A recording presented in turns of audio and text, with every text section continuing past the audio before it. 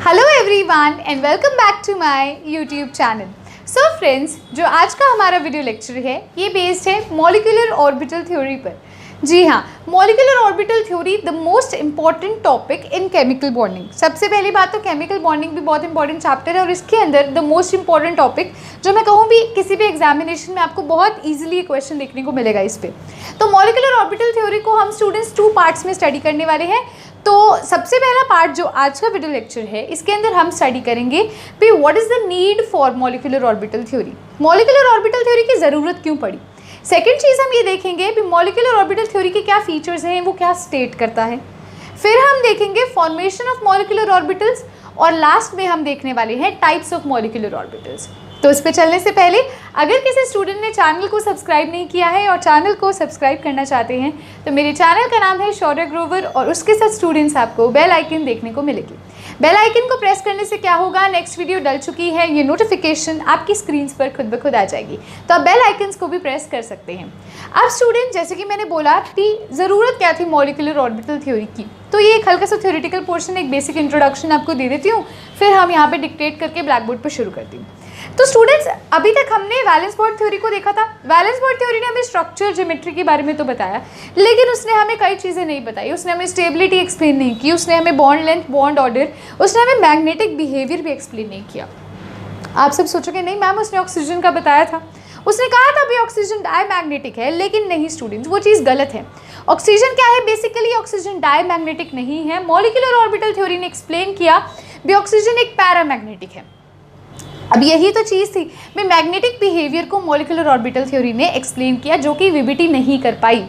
तो एक तो ये लिमिटेशन। सेकेंड चीज़, अभी तक हमने एटम्स के लिए क्या किया, मतलब हमने बोला भी एटम्स की इलेक्ट्रॉनिक कॉन्फ़िगरेशन हम लिख सकते हैं। जैसे पूरे पीरियोडिक टेबल में जितने भी एलिमेंट्स हैं तो उसमें हम हाइड्रोजन की, क्लोरीन की, ब्रोमीन की, रेडियम की, मतलब इन सब का हम लिख सकते हैं ना। अगर मैं आपको कहूँ सोडियम की इलेक्ट्रॉनिक कॉन्फ़िगरेशन लिख के दिखाओ तो आप लिख दोगे, लेकिन यदि मैं आपको कहूँ भी स्टूडेंट्स आप मुझे H2 की लिख के दिखाओ, Cn की लिख के दिखाओ, CO की लिख के दिखाओ, तो क्या करोगे?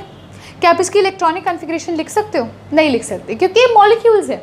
हमने अभी तक इलेक्ट्रॉनिक कॉन्फ़िगरेशन सिर्फ एटम्स की सीखी थी, तो इसीलिए ही मॉलिक्यूलर ऑर्बिटल थ्योरी भी इंट्रोड्यूस की गई है फॉर मॉलिक्यूल्स। मॉलिक्यूल्स को एक्सप्लेन करने के लिए है मॉलिक्यूलर ऑर्बिटल थ्योरी। तो इन शॉर्ट मैं ये भी कह सकती हूँ भी एटम्स के लिए होती है एटॉमिक ऑर्बिटल्स और मॉलिक्यूल्स के लिए होते हैं मॉलिक्यूलर ऑर्बिटल्स। तो ये पार्ट तो क्लियर हो गया भी, क्या ज़रूरत थी, है ना। ये लिखवाने की ज़रूरत नहीं थी क्योंकि बेसिक से इंट्रोडक्शन है। अब मैं आपको फीचर्स से लिखवाना शुरू करूँगी। उससे पहले एक चीज़ और आपसे डिस्कस कर लेते हैं। जैसे एटॉमिक ऑर्बिटल्स कौन से होते हैं, एक होते हैं S जो कि एक ही होता है, P कितने होते हैं, 3 होते हैं, D कितने होते हैं, 5 होते हैं। तो ये तो एटॉमिक ऑर्बिटल्स होते हैं। हम आज के इस वीडियो लेक्चर में ये भी देखेंगे भी मॉलिक्यूलर ऑर्बिटल्स कौन से होते हैं, ठीक है। एटॉमिक ऑर्बिटल्स कौन से हैं, S orbital, P orbital, D orbital, F orbital. Molecular orbitals कौन से हैं, सिग्मा और पाई, जो आज के इस वीडियो लेक्चर में हम स्टडी करेंगे। सो सबसे पहले हेडिंग डाल लीजिए, molecular orbital theory and it's salient features. So yes students, जैसे कि अभी मैंने आपको बताया अभी बेसिकली मॉलिक्यूलर ऑर्बिटल थ्योरी कहाँ आई और क्यों आई, मतलब क्या वजह थी मॉलिक्यूलर ऑर्बिटल थ्योरी के आने की। रीज़न आपको मैं बता चुकी हूँ, क्योंकि एटम्स के लिए तो हमने एटॉमिक ऑर्बिटल्स बता दिए हैं, लेकिन मॉलिक्यूल्स के लिए भी तो कुछ ऑर्बिटल होने चाहिए। अगर हमें कोई मॉलिक्यूल दे दिया जाए और उसकी इलेक्ट्रॉनिक कॉन्फ़िगरेशन पूछ ली जाए तो हमें तो आती ही नहीं, क्योंकि हमने तो सिर्फ एटम्स की इलेक्ट्रॉनिक कॉन्फ़िगरेशन सीखी है। सो अब मैं क्या करने लगी हूँ, आपको NCERT के थ्रू जो इसकी थ्योरी बेसिकली है, यानी कि जो इसके फीचर्स हैं, उन्हें एक्सप्लेन करूँगी 1 बाय 1। आप क्या कर सकते हैं, या तो NCERT को खोल सकते हैं और उसी के अंदर जो चीज़ें मैं ऐड करवा रही हूँ आप वहीं पर नोट कर लीजिए, या द बेस्ट वे जिस चीज़ से आप इसे याद कर सकते हैं वो ये है, अपने नोट्स बनाइए, साथ साथ लिखिए। चाहे आप अपनी शॉर्ट फॉर्म में भी साथ में लिख सकते हो, जो मैं आपको डिक्टेट करती हूँ उसको साइड में एक बॉक्स बनाओ और उसके अंदर लिखो, ताकि कुछ नया पता चले तो आप उसमें नोट करोगे और फर्दर जब आप रिविजन लोगे तो आपको पता चलेगा भी हाँ जी ये नई चीज़ थी, ये नई चीज़ मैंने देखी थी, तो मैंने इसे एक बॉक्स में डाल दिया था। क्लियर है। तो अब स्टूडेंट्स देखिए, बेसिकली मॉलिक्यूलर ऑर्बिटल थ्योरी किसने डेवलप की थी। मॉलिक्यूलर ऑर्बिटल थ्योरी 2 साइंटिस्ट ने डेवलप की थी। सबसे पहले साइंटिस्ट का नाम है F हंट और सेकंड साइंटिस्ट जो है वो है RS मिल्किन, ठीक है। इन दोनों ने क्या किया था, इस थ्योरी को क्या किया था, डेवलप किया था, और कब किया था, 1932 के अंदर किया था। ये तो जस्ट एक हम कहें भी इसकी हिस्ट्री के बारे में पता चल रहा है भी हाँ जी ये इस साइंटिस्ट ने करी और 1932 के अंदर करी। राइट। अब देखिए फीचर्स में क्या है भी, क्या थ्योरी स्टेट क्या करना चाहती है। सबसे पहला फीचर यानी कि सबसे पहला पॉइंट क्या आता है, the electrons in a molecule are present in molecular orbit as electrons of the atom are present in atomic orbitals। मैंने molecular orbitals को MO लिख दिया और atomic orbitals को AO लिख दिया, just in short, ठीक है। वो इस पॉइंट से क्या समझाना चाहते हैं कि एक मॉलिक्यूल में जो इलेक्ट्रॉन्स हैं वो उसी तरह से अरेंज्ड होंगे जैसे कि एक एटम के ऑर्बिटल में उसके इलेक्ट्रॉन्स अरेंज्ड होते हैं। कैसे समझ आया, देखिए आपको बताती हूँ। फॉर एग्जाम्पल अगर मैं सिंपल हाइड्रोजन की स्टूडेंट्स बात करती हूँ, अगर सिंपल हाइड्रोजन की बात करूँ तो हाइड्रोजन एक एटम है, मानते हो क्योंकि एक सिंगल है ना। अब ये हाइड्रोजन एटम जो है इसकी इलेक्ट्रॉनिक कन्फिग्रेशन क्या है, इसकी इलेक्ट्रॉनिक कन्फिग्रेशन है 1s1, राइट। तो अगर मुझे इसका एटॉमिक ऑर्बिटल बनाना है, s ऑर्बिटल अभी मैंने आपको बताया था ऐसे हम शो करते हैं, और इसमें एक ही इलेक्ट्रॉन आएगा तो इसमें एक इलेक्ट्रॉन हमने कुछ इस प्रकार से शो किया, राइट। तो ये क्या वो कहता है, जैसे इलेक्ट्रॉन्स एटम के, इस एटम के इलेक्ट्रॉन्स उसके एटॉमिक ऑर्बिटल में हमने रिप्रेजेंट करे, उसी तरह से मॉलिक्यूल के जो इलेक्ट्रॉन्स हैं वो मॉलिक्यूल ऑर्बिटल्स में अरेंज होंगे। कैसे, देखो हाइड्रोजन तो एक सिंगल एटम है, लेकिन मॉलिक्यूल की बात करूँ तो मैं कहूँ H2 का एग्जाम्पल ले लेते हैं। अब H2 के इलेक्ट्रॉन्स, H2 की इलेक्ट्रॉनिक कन्फिग्रेशन क्या होगी, हाइड्रोजन की तो इलेक्ट्रॉनिक कन्फिग्रेशन 1s1 है, लेकिन H2 की इलेक्ट्रॉनिक कन्फिग्रेशन कैसे पता चलेगी, हमें पता है 2H हैं, 2H हैं, यानी कि एक इसका एटॉमिक ऑर्बिटल, एक इसका एटॉमिक ऑर्बिटल, ये दोनों क्या कर रहे हैं स्टूडेंट्स, कंबाइन करके क्या बना रहे हैं, ये बना रहे हैं मॉलिक्यूलर ऑर्बिटल्स। ये क्या करेंगे, मॉलिक्यूलर ऑर्बिटल्स बना देंगे। तो जिस प्रकार से एटम के अंदर उसके इलेक्ट्रॉन्स अरेंज हैं, जैसे इस H का इधर है, इस H का इधर है, तो जब ये दो मॉलिक्यूलर ऑर्बिट्स बने तो वो इलेक्ट्रॉन्स कुछ इस प्रकार से अरेंज होंगे मॉलिक्यूलर ऑर्बिटल में। अभी आगे जाके समझाऊंगी भी ये मैंने बनाया कैसे, मैंने एक को ऊपर एक को नीचे क्यों शो किया, इसका रीज़न आगे जाके आपको ज़रूर एक्सप्लेन किया जाएगा, तो वो आपने टेंशन नहीं लेनी। फिलहाल के लिए सिर्फ इतना समझना है, जैसे एटम के अंदर उसके इलेक्ट्रॉन्स उसके एटॉमिक ऑर्बिटल्स में फिल होते हैं, उसी प्रकार से मॉलिक्यूल के इलेक्ट्रॉन्स उसके मॉलिक्यूलर ऑर्बिटल्स में फिट होते हैं। होप सो आपको जो फर्स्ट पॉइंट है वो बहुत अच्छे से क्लियर हो चुका होगा। अब आपने क्या करना है, वीडियो को पॉज करके इसको नोट करना है। स्टूडेंट्स अब हम देखने लगे हैं हमारा सेकेंड और थर्ड फीचर क्या है। वीडियो को पॉज करेंगे और हम इसे क्या करेंगे, नोट करेंगे। सो यस स्टूडेंट्स, अब आता है second point molecular orbital theory का। होपफुली फर्स्ट पॉइंट आपको क्लियर हो चुका होगा। वो छोटा सा डायग्राम जो अभी मैंने आपको बना के दिखाया था H2 का, वो साइड में आप ड्रॉ कर लीजिएगा अगर आप डायरेक्टली NCERT खोल के बैठे हैं तो, ठीक है। अब देखिए स्टूडेंट्स, सेकंड पॉइंट क्या स्टेट करता है, the atomic orbital of comparable energies and proper symmetry combine to form molecular orbital. अब ये मैंने क्यों कहा, इसलिए कहा क्योंकि कभी भी 1s और 2s कंबाइन करके मॉलिक्यूलर ऑर्बिटल नहीं बनाएंगे, नहीं। 1s हमेशा 1s से कंबाइन करेगा, 2s हमेशा 2s से कंबाइन करेगा। तो मतलब जिनकी सिमेट्री सेम है, जिनकी एनर्जी सेम है, याद रखिएगा, जिनकी एनर्जी सेम है, जिनकी सिमेट्री सेम है, वही एक दूसरे के साथ कंबाइन करके क्या बनाएंगे, मॉलिक्यूलर ऑर्बिटल बनाएंगे।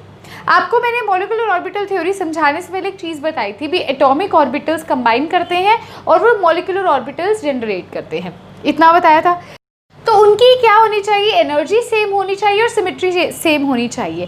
कभी भी डिफरेंट एनर्जीज वाले कंबाइन करके मॉलिक्यूलर ऑर्बिटल नहीं बनाएंगे। एक और चीज़, जितने मॉलिक्यूलर ऑर्बिटल्स बन रहे हैं उनकी अमाउंट, मतलब कितने बनेंगे, वो किस पे डिपेंड करता है, एटॉमिक ऑर्बिटल्स के नंबर पे डिपेंड करता है। जैसे H2 के केस में ले लीजिए, 2 हाइड्रोजन है, एक हाइड्रोजन का एक ऑर्बिटल, दूसरे हाइड्रोजन का एक ऑर्बिटल, तो एक H का ऑर्बिटल है और दूसरे H का एटॉमिक ऑर्बिटल कंबाइन करके 2 ही मॉलिक्यूलर ऑर्बिटल बनाएंगे। और उसमें भी देखिए एक H, आपको एक बार दोबारा बताती हूँ, जो हमारा फर्स्ट वाला H है ना स्टूडेंट्स, वो कौन सा था, वो भी 1s1 का था, और दूसरा H वाला भी किसका था, 1s1 का था। तो दोनों 1s1 के, मतलब दोनों 1s के ऑर्बिटल्स हैं, एटॉमिक ऑर्बिटल्स, दोनों की एनर्जी सेम है, दोनों की सिमेट्री सेम है। s ऑर्बिटल कैसा होता है, सफेरिकल होता है, दोनों सफेरिकल है। सफेरिकल कंबाइन करके बना रहे हैं molecular orbital, then it is good. लेकिन अगर मैं कहूँ भी 1s है और 2s है, दोनों क्या कहें, एनर्जी तो सेम नहीं है ना, तो वो कंबाइन नहीं करेंगे। ये पॉइंट अच्छे से याद करके रखना है। The atomic orbitals of comparable energies and proper symmetry combine to form molecular orbital. Bracket में आप नोट भी कर सकते हैं भी 1s वाला 1s के साथ ही करेगा, 2s वाला 2s के साथ ही करेगा, 1s वाला 2s के साथ कंबाइन नहीं करेगा। तो मैं ये नहीं कह सकती भी 1s वाला क्या कर रहा है, 3p से कंबाइन कर रहा है ना, ऐसे नहीं होगा, ऐसा बिल्कुल भी नहीं होगा। ठीक है स्टूडेंट्स, सो अब आपने इसको नोट करना है। देखिए थर्ड पॉइंट क्या है, when an electron in an atomic orbital, एक एटॉमिक ऑर्बिटल में जब मॉलिक्यूल नहीं बना, एटॉमिक ऑर्बिटल में, एटम के ऑर्बिटल में मैं कहूँ एक इलेक्ट्रॉन है, is influenced by one nucleus. क्यों मैंने ऐसा कहा, हम हाइड्रोजन से ही सब कुछ आपको एक्सप्लेन करेंगे। देखो मैं आपको अभी डायग्राम बना के दिखाऊंगी, पहले आप इसको नोट कर लो। ठीक है, when an electron in an atomic orbital is influenced by one nucleus in a molecular orbital it is influenced by two और मोर न्यूक्लियाई। एटॉमिक ऑर्बिटल के टाइम पे तो एक ही न्यूक्लियाई था, लेकिन जब मॉलिक्यूलर ऑर्बिटल बना स्टूडेंट्स तो एक न्यूक्लिया नहीं था, वो एक से ज़्यादा न्यूक्लियस से इन्फ्लुएंस्ड है। ठीक है, it is influenced by two or more nuclei depending upon the number of atoms in a molecule। उस मॉलिक्यूल में जितने एटम है उतने ही न्यूक्लियाई की अमाउंट होगी।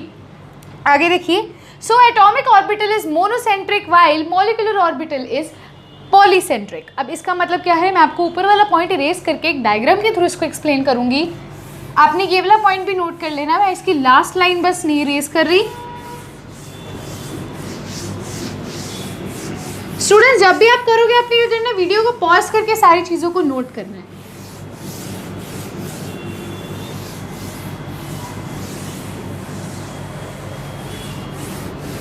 हाँ जी, तो मैंने अभी आपको क्या बोला, मैंने आपको कहा कि एक एटॉमिक ऑर्बिटल के अंदर न्यूक्लियस है। ठीक है, देखो ये हमारा हाइड्रोजन का क्या है, 1s न्यूक्लियस है। जो s होता है स्टूडेंट्स वो सफेरिकल इन शेप होता है, राइट। अब ये सफेरिकल इन शेप है, ये 1s है। जो हाइड्रोजन की इलेक्ट्रॉनिक कॉन्फ़िगरेशन होती है 1s1 होती है, तो ये हाइड्रोजन का क्या है, न्यूक्लियाई है स्टूडेंट्स। अब ऐसा क्या होगा, एक और ही हमारे पास H का न्यूक्लियाई होगा, ये भी 1s का है। ये H और ये H क्या है, हमारे एटॉमिक ऑर्बिटल्स के क्या है, न्यूक्लियस है।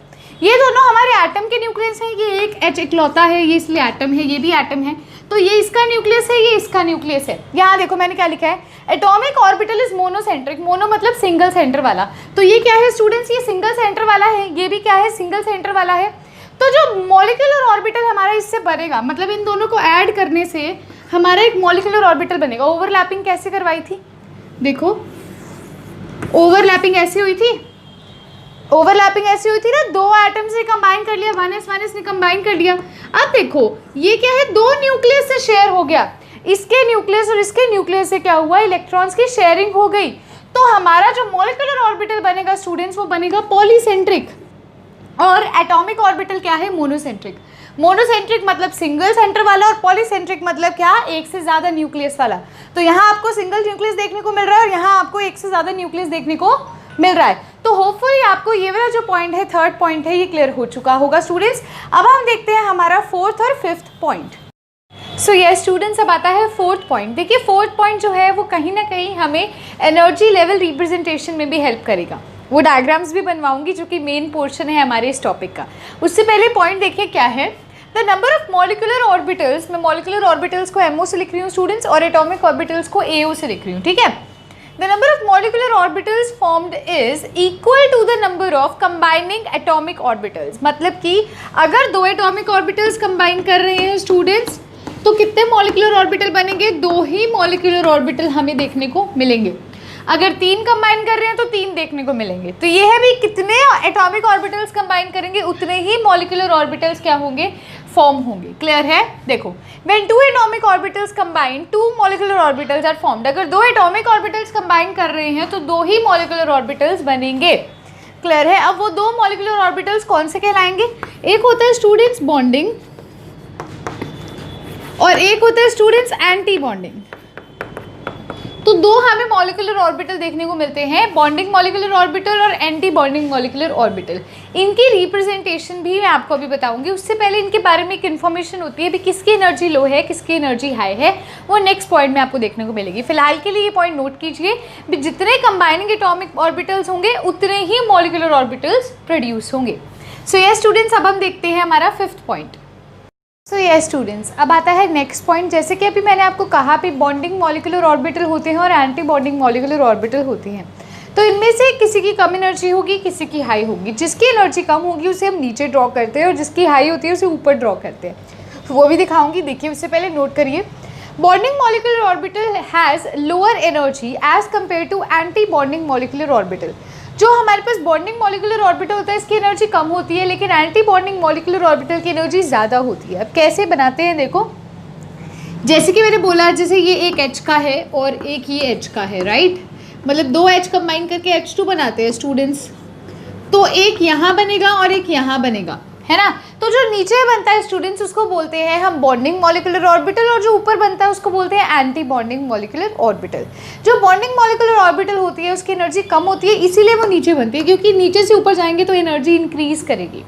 क्लियर है। ये डायग्राम हम आगे बहुत सारे बनाने वाले हैं, तो टेंशन नहीं लेनी। छोटा सा डायग्राम बना लो साइड में और इसको यहाँ लिख दीजिए भी, ये है बॉन्डिंग मॉलिक्यूलर ऑर्बिटल, BMO से लिख सकते हो, और ऊपर वाले को लिखना है anti bonding molecular orbital.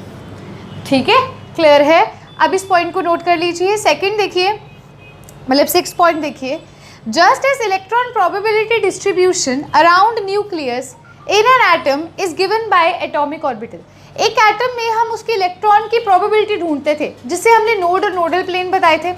Nodal plane एक ऐसा रीजन होता है जहाँ पर इलेक्ट्रॉन की मिलने की क्षमता बिल्कुल जीरो होती है ना, हमने निकाला था। सिमिलरली जैसे कि हम कह सकते हैं किसी इलेक्ट्रॉन की प्रोबेबिलिटी उसके एटम के हम एटॉमिक ऑर्बिटल्स की हेल्प से निकाल सकते हैं, उसी तरह से अगर मॉलिक्यूल के अंदर इलेक्ट्रॉन की डिस्ट्रीब्यूशन देखनी है तो हम वो मॉलिक्यूलर ऑर्बिटल्स की हेल्प से डिटरमाइन कर सकते हैं। तो इन शॉर्ट में ये कह सकती हूँ भी एटम के लिए होता है एटॉमिक ऑर्बिटल और मॉलिक्यूल के लिए होता है मॉलिक्यूलर ऑर्बिटल। और स्टूडेंट्स इसका लास्ट पॉइंट ये है भी, जैसे एटम के अंदर Hund's rule, Pauli exclusive principle, Aufbau principle apply किया गया था इलेक्ट्रॉनिक कॉन्फ़िगरेशन के लिए, उसी तरह से मॉलिक्यूल्स के लिए भी यही तीनों रूल्स अप्लाई किए गए हैं और इसके इलेक्ट्रॉनिक कॉन्फ़िगरेशन को नोट किया गया है, जो अभी आपको मैं नेक्स्ट लेक्चर के अंदर एक्सप्लेन करूंगी। मतलब कि आज के इस वीडियो लेक्चर में सबसे पहली चीज़ जो मैंने आपको अभी तक एक्सप्लेन करी है वो ये है क्या रीज़न था भी मॉलिक्यूलर ऑर्बिटल थ्योरी आई।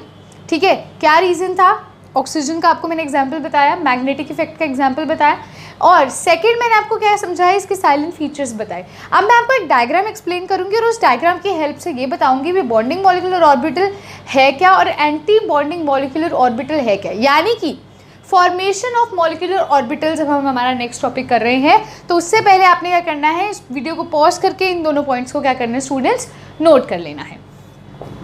सो यस फ्रेंड्स, अब हम देखने लगे हैं फॉर्मेशन मॉलिक्यूलर ऑर्बिटल्स का। अभी तक हमने ये देख लिया भी मॉलिक्यूलर ऑर्बिटल थ्योरी एक्सप्लेन क्या करती है। सो अब हम देखेंगे भी एटॉमिक ऑर्बिटल्स किस तरह से कंबाइन करते हैं और वो मॉलिक्यूलर ऑर्बिटल्स फॉर्म करते हैं। तो हेडिंग डाल लीजिए, formation of molecular orbital, linear combination of atomic orbitals, जिसे मैं LCAO भी कहती हूँ। क्लियर है। अब देखिए कैसे, आप सबको याद होगा wave function, second chapter atomic structure में पढ़ा था। हाँ जी, psi the wave function. Psi ने हमें इलेक्ट्रॉन प्रोबेबिलिटी निकालने में बहुत हेल्प की थी। अब वो यहाँ पर भी हमारी हेल्प करने वाला है मॉलिक्यूलर ऑर्बिटल के केस में। तो स्टूडेंट्स, अगर मैं हाइड्रोजन का एक केस लेती हूँ, ये हाइड्रोजन है, इसकी इलेक्ट्रॉनिक कॉन्फ़िगरेशन होती है 1s1। एक हाइड्रोजन क्या करता है, दूसरे हाइड्रोजन के साथ स्टूडेंट्स कंबाइन करता है, उसकी इलेक्ट्रॉनिक कॉन्फ़िगरेशन भी क्या है, 1s1 है। जब ये दोनों कंबाइन करेंगे तो मैंने आपको क्या बोला, ये इस वे में कंबाइन करेंगे भी जितने एटॉमिक ऑर्बिटल्स कंबाइन कर रहे हैं उतने ही मॉलिक्यूलर ऑर्बिटल्स बनने चाहिए।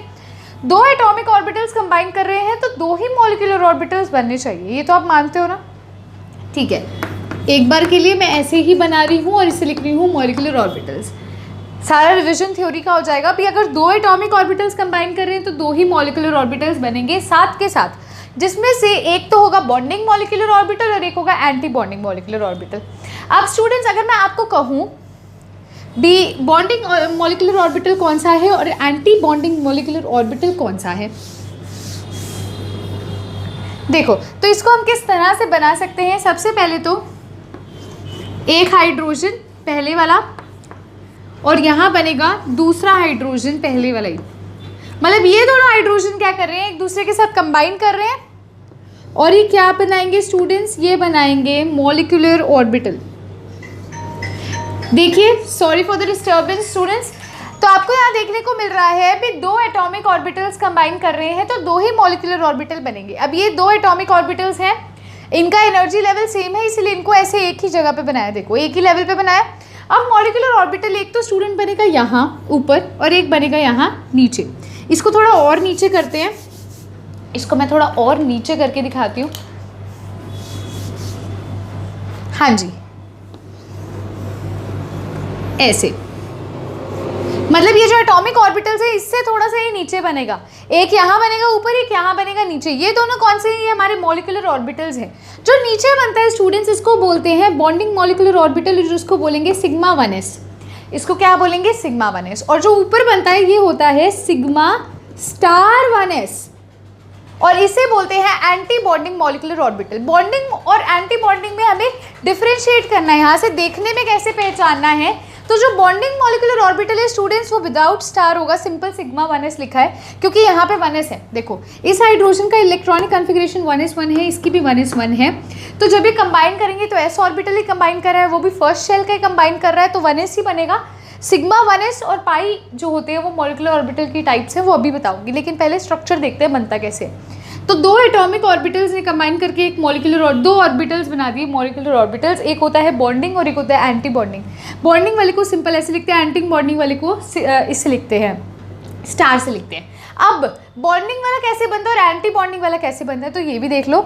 जो साई होता है वो वेव फंक्शन होता है। इस हाइड्रोजन के लिए मैं कह दूँ साई 1 है, इस हाइड्रोजन के लिए मैं कह दूँ साई 2 है, ठीक है। तो देखो जब साई 1 प्लस साई 2 होगा स्टूडेंट्स, जब साई 1 प्लस साई 2 होगा, यानी कि क्या है, इन दोनों के वेव फंक्शंस को हम ऐड करेंगे तो ये हमारी होती है कंस्ट्रक्टिव इंटरफेरेंस स्टूडेंट्स। ये होती है कंस्ट्रक्टिव इंटरफेरेंस। ये क्या होगी? कंस्ट्रक्टिव इंटरफेरेंस होगी। और इसको हम ड्रॉ कैसे कर सकते हैं? एक बार इस डायग्राम को आप ड्रॉ कर लीजिए अपनी कॉपी में। यहाँ लिख लीजिए बॉन्डिंग, एंटी बॉन्डिंग, और यहाँ स्टार लगा के लिखिएगा ताकि आपको पता चले, ठीक है। अब मैं आपको दिखाती हूँ कंस्ट्रक्टिव इंटरफेरेंस बनता कैसे है।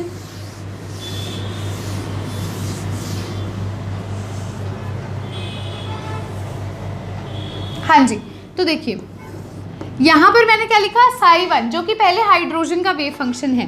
तो पहले हाइड्रोजन की वेव कुछ इस तरह से होएगी। वेव ऐसी ही होती है ना, क्रस्ट और ट्रफ से मिलके बनती है। ये फर्स्ट वाली की है जिसको मैं साई 1 लिख देती हूँ। साई 2 कैसी होगी स्टूडेंट? साई 2 भी ऐसी होगी। अब इनको जब हम ऐड करेंगे स्टूडेंट्स, जब इनको हम ऐड कर देंगे तो क्या वेव बनेगी? ये वेव बन जाएगी। इस वेव को बोलते हैं कंस्ट्रक्टिव, जो एडिशन से बनती है। डिस्ट्रक्टिव इंटरफेरेंस कैसे बनती है? जो कंस्ट्रक्टिव इंटरफेरेंस होती है स्टूडेंट्स, इसको बोल देंगे बॉन्डिंग मॉलिक्यूलर ऑर्बिटल। कंस्ट्रक्टिव वाले को बोलते हैं बॉन्डिंग मॉलिक्यूलर ऑर्बिटल। अब देखो डिस्ट्रक्टिव वाली यानी कि एंटी बॉन्डिंग बनाती है वो। डिस्ट्रक्टिव में क्या होता है? साई 1 माइनस साई 2 होता है। साई 1 ये वेव फंक्शन है, माइनस साई 2। तो जब क्रस्ट से क्रस्ट निकल जाएगी, ट्रफ से ट्रफ निकल जाएगी, तो खाली रीजन रह जाएगा। ये क्या कहलाता है? Destructive interference. और ऊपर वाली क्या कहलाएगी? Constructive interference. कंस्ट्रक्टिंग वाली होती है बॉन्डिंग मॉलिक्यूलर ऑर्बिटल और डिस्ट्रक्टिव वाली होती है एंटी बॉन्डिंग मॉलिक्यूलर ऑर्बिटल। तो आपको पता चल गया अभी एंटी बॉन्डिंग और बॉन्डिंग कहाँ से बनते हैं? ये वेव फंक्शन से हमने डिराइव किए हैं। भी एंटी बॉन्डिंग वाला बनेगा डिस्ट्रक्टिव इंटरफेरेंस से, जब दोनों वेव फंक्शन एक दूसरे को कैंसिल आउट करेंगी। और बॉन्डिंग वाला कब बनेगा? जब कंस्ट्रक्टिव इंटरफेरेंस होंगी, दोनों क्या करेंगी? ऐड हो जाएंगी वेव्स और एक नया मॉलिक्यूलर ऑर्बिटल बना देंगी। क्लियर है? और वो डायग्राम होपफुली आपको समझ आ गया होगा स्टूडेंट्स। अब स्टूडेंट्स मैं क्या करने लगी हूँ, आपको बताने लगी हूँ टाइप्स ऑफ मॉलिक्यूलर ऑर्बिटल्स। ये तो बनाना आ गया, मतलब ये तो फॉर्मेशन थी, मॉलिक्यूलर ऑर्बिटल किस प्रकार से बनता है। अब हम देखेंगे टाइप्स। जैसे मैंने यहाँ पे साई 1 लिखा था, सिग्मा साई मतलब सिग्मा 1s1 लिखा था, सिग्मा स्टार 1s1 लिखा था, उसका मतलब क्या है? भी सिग्मा ही क्यों लिया, पाई क्यों नहीं लिया? वो भी लेंगे। तो आपको बताऊंगी भी हम इलेक्ट्रॉनिक कॉन्फ़िगरेशन किस प्रकार से करेंगे। उसके लिए हमें टाइप्स ऑफ मॉलिक्यूलर ऑर्बिटल का पढ़ना बहुत ज़रूरी है। तो उससे पहले वीडियो को पॉज करके हेडिंग डालनी है formation of linear combination of atomic orbital. इसके अंदर सबसे पहले जो डायग्राम आपको बना के दिखाया था एंटी बॉन्डिंग और बॉन्डिंग का, वो बनाओगे। उसके बाद आपने क्या करना है, ये साई 1 साई 2 का सारा कुछ लिखना है। भी कंस्ट्रक्टिव कौन सा होता है, डिस्ट्रक्टिव कौन सा होता है। कंस्ट्रक्टिव वाला होता है बॉन्डिंग मॉलिक्यूलर ऑर्बिटल और डिस्ट्रक्टिव वाला होता है एंटी बॉन्डिंग। और ये दोनों डायग्राम साथ में ड्रॉ कर लेने हैं, ठीक है। सो यस स्टूडेंट्स, अब हम देखने लगे हैं टाइप्स ऑफ मॉलिक्यूलर ऑर्बिटल्स। तो हेडिंग डाल लीजिए टाइप्स ऑफ मॉलिक्यूलर ऑर्बिटल्स। अब ये दो तरह के आपको देखने को मिलेंगे, एक होगा सिग्मा, एक होगा पाई। हाँ जी, सेम वही है। एक होती थी एक्सियल ओवरलैपिंग, एक होती थी साइडवेज ओवरलैपिंग, है ना। तो आपको मैं अगर नॉर्मल कहूँ भी, जैसे 1s है वो एक 1s ऑर्बिटल से कंबाइन कर रहा है। जैसे 1s को हम ऐसे बनाते हैं स्फेरिकल, ये दूसरा 1s है। तो जब ये कंबाइन करेगा स्टूडेंट्स, ये कुछ इस प्रकार से देखने को मिलेगा। अभी आपको मैंने जब फीचर्स बता रही थी, मैंने आपको बोला था अभी जो एटॉमिक ऑर्बिटल्स होते हैं वो मोनोसेंट्रिक होते हैं और जो मॉलिक्यूलर ऑर्बिटल बनता है वो पॉलीसेंट्रिक होता है, मतलब उसके अंदर न्यूक्लियस जो होता है वो ज़्यादा इन्फ्लुएंस्ड होता है, एक से ज़्यादा होता है। तो यहाँ एक से ज़्यादा है, बनता ये कैसे, ये ऐसे बनेगा ना, जब दोनों की ओवरलैपिंग होगी तो एक्सटेंड करके कुछ ऐसे दिखेगा, है ना। तो मैंने आपको ये पॉइंट बता दिया। अब ये कौन सी इंटरफेरेंस होती है, कंस्ट्रक्टिव इंटरफेरेंस होती है। ये कौन सी होती है, कंस्ट्रक्टिव इंटरफेरेंस होती है। इसको हम बोलते हैं बॉन्डिंग मॉलिक्यूलर ऑर्बिटल बोलते हैं। अब डिस्ट्रक्टिव में क्या होता था, दोनों के वेव फंक्शन माइनस होंगे, ये तो ऐड करके बना, आप दोनों के वेव फंक्शन स्टूडेंट्स जब माइनस करेंगे तो जो हमारा डायग्राम बनेगा ना वो ऐसे बनेगा, देखो, मतलब इन दोनों के बीच में हल्का सा ना, इन दोनों के बीच में हल्की सी स्पेस देखने को मिलेगी, हल्का सा गैप देखने को मिलेगा। अब ये गैप को हम क्या कह सकते हैं, इसको बोल सकते हैं नोडल प्लेन। नोडल प्लेन एक ऐसा रीजन होता था जहाँ पर इलेक्ट्रॉन के मिलने की क्षमता बिल्कुल जीरो होती है। तो अगर कंस्ट्रक्टिव इंटरफेरेंस है यानी कि बॉन्डिंग मॉलिक्यूलर ऑर्बिटल है तो वो कुछ इस प्रकार से दिखेगा, और अगर डिस्ट्रक्टिव इंटरफेरेंस है यानी कि एंटी बॉन्डिंग मॉलिक्यूलर ऑर्बिटल है तो हमें एक नोडल प्लेन भी देखने को मिलेगा और यहाँ हल्की सी स्पेस देखने को मिलेगी। तो ये जो फॉर्मेशन होती है स्टूडेंट्स कंस्ट्रक्टिव से, या मैं कहूँ मतलब एक्सियल ओवरलैपिंग से, जो ऐसी ओवरलैपिंग हो रही है, दोनों में ऐसी ओवरलैपिंग हो रही है, ऐसी, है ना। तो ये कौन सी होती है, ये बनाता है हमारा सिग्मा बॉन्ड, ये बनाता है हमारा सिग्मा बॉन्ड। अब आपको मैं कहूँ भी कोई भी कंपाउंड है उसके अंदर अगर हमें ट्रिपल बॉन्ड देखने को मिल रहा है, अगर कोई भी कंपाउंड है स्टूडेंट्स और उसमें हमें ट्रिपल बॉन्ड देखने को मिलेगा तो उसका मतलब क्या है, ये देखिए, कोई भी एक ए है और बी के साथ वो ट्रिपल बॉन्ड बना रहा है, तो जो पहला बॉन्ड होता है वो होता है सिग्मा बॉन्ड और दूसरा जो होता है वो होता है पाई बॉन्ड और तीसरा भी कौन सा होता है, पाई बॉन्ड होता है। तो जो सिग्मा बॉन्ड बनता है वो तो एक्सियल ओवरलैपिंग से बनता है, लेकिन अगर मैं आपको कहूँ पाई बॉन्ड की फॉर्मेशन कैसी होगी, तो पी ऑर्बिटल का एग्जाम्पल ले लेते हैं। फॉर एग्जाम्पल मैं आपको कह दूँ, देखो पी ऑर्बिटल 3 होते हैं। अब इधर एक मतलब एटम के 3 पी ऑर्बिटल और दूसरे एटम के भी 3 पी ऑर्बिटल कंबाइन कर रहे हैं, ठीक है। तो एक होता है पी एक्स, एक होता है पी वाई, एक होता है पी जेड। तो मान लेते हैं हम भी पी जेड वाला जो है वो दूसरे एटम के पी जेड वाले के साथ सिग्मा बॉन्ड बना रहे हैं, क्योंकि पहला बॉन्ड तो सिग्मा होता है और दूसरा तीसरा कौन सा होता है, पाई होता है। तो वो पी वाई और पी वाई बना रहा है और पी एक्स और पी एक्स बना रहा है। तो ये किसकी फॉर्मेशन कर रहे हैं, ये फॉर्मेशन कर रहे हैं किसकी, पाई बॉन्ड की, है ना। तो अगर मैं आपको पाई बॉन्ड बना के भी दिखाऊं तो आपको याद होगा कंस्ट्रक्टिव में ऐसे ऐड हो जाएगा स्टूडेंट्स। जब ये ऐसे ऐड होगा तो ये कौन से बॉन्ड की फॉर्मेशन होती है, ये पाई बॉन्ड की फॉर्मेशन होती है। कंस्ट्रक्टिव इंटरफेरेंस है यानी कि एडिशन हो रही है। डिस्ट्रक्टिव के केस में देखो क्या होगा, डिस्ट्रक्टिव के केस में स्टूडेंट्स ये ना ऐसे हमें देखने को मिलेगा, मतलब बीच में हमें क्या मिलेगी, थोड़ी सी स्पेस देखने को मिलेगी। ये यहाँ से ऐसे जॉइंट है, ये भी यहाँ से ऐसे जॉइंट, ऐसे, मतलब ये ऐसे देखने को मिलेगा। डिस्ट्रक्टिव के केस में यहाँ पर हमें क्या एक रीजन ऐसा देखने को मिलेगा जहाँ इलेक्ट्रॉन के मिलने की क्षमता बिल्कुल जीरो है। तो वो जो डिस्ट्रक्टिव इंटरफेरेंस होता है वो होता है एंटी बॉन्डिंग मॉलिक्यूलर ऑर्बिटल, और ये कंस्ट्रक्टिव वाला क्या होता है, बॉन्डिंग मॉलिक्यूलर ऑर्बिटल। तो स्टूडेंट्स इनका काम कहाँ पे है, मतलब सिग्मा बॉन्ड और पाई बॉन्ड जो बन रहे हैं, ये आपको बता दिया। एटम्स के केस में तो सिंपल होता था, एक्सियल ओवरलैपिंग होगी, साइडवेज होगी, लेकिन मॉलिक्यूलर ऑर्बिटल के केस में 2 केसेस होते हैं, एक तो होता है कंस्ट्रक्टिव, एक होता है डिस्ट्रक्टिव। ये चीज़ क्लियर होगी। आज के इस वीडियो लेक्चर में सबसे पहले मैंने आपको मॉलिक्यूलर ऑर्बिटल थ्योरी को एक्सप्लेन किया, भी वो होती क्या है। उससे पहले मैंने आपको क्या एक्सप्लेन किया था, मैंने आपको बोला भी क्यों ज़रूरत पड़ी मॉलिक्यूलर ऑर्बिटल थ्योरी की।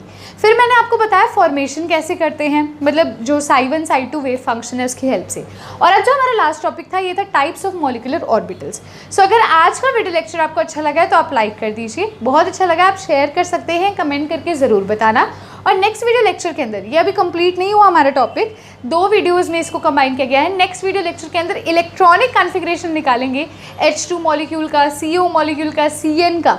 तो अभी तक तो हम नॉर्मल मतलब एटम्स का निकाल रहे थे, हाइड्रोजन, क्लोरीन का, ब्रोमीन का, है ना, बोरॉन का। अब हम निकालेंगे H2 का, CO का, CN का। बहुत मज़ा आने वाला है। तो नेक्स्ट वीडियो लेक्चर को ज़रूर देखिएगा, और जिन्होंने चैनल को अभी तक सब्सक्राइब नहीं किया स्टूडेंट्स, वो मेरे चैनल को भी सब्सक्राइब कर सकते हैं। Thanks a lot dear students.